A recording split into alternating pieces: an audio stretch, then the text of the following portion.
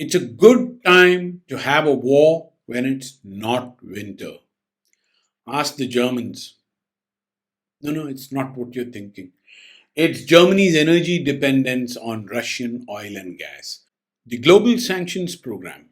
If you work in risk, compliance, KYC, AML, or indeed sanctions, you cannot do without our global sanctions program. The West can promise a lot of things to Germany, but not cheap and logistically well organized energy from just nearby.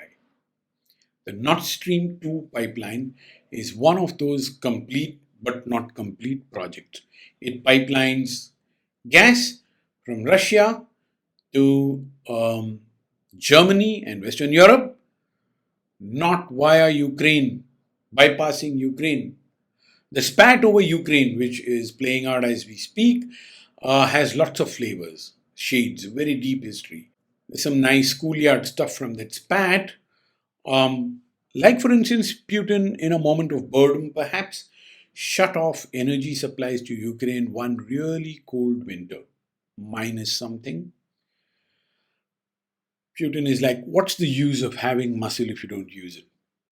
So, as Ukraine tried to cozy up to NATO in the West, Putin would have none of it. He took over Crimea, which is extremely important to Russia.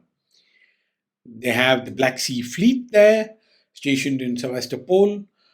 Uh, it's a theater of a dramatic naval war from World War II. It's of immense strategic importance because it provides Russia the Mediterranean route, warm water port, warm water route out to the Mediterranean and the Atlantic. So they are not going to let go, but they just redrew some lines. So now the game has shifted from reclaiming Crimea to avoiding a full scale rout and loss of more territory in eastern Ukraine.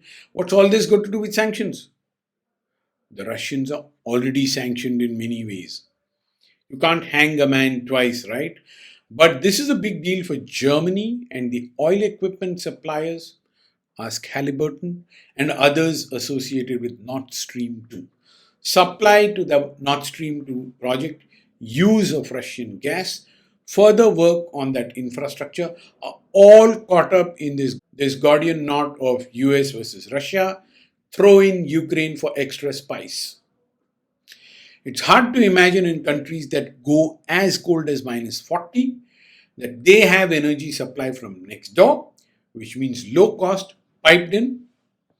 Working in that are oil equipment suppliers, energy companies from Western Europe, and it just got super complex for risk and compliance professionals who have those companies as clients.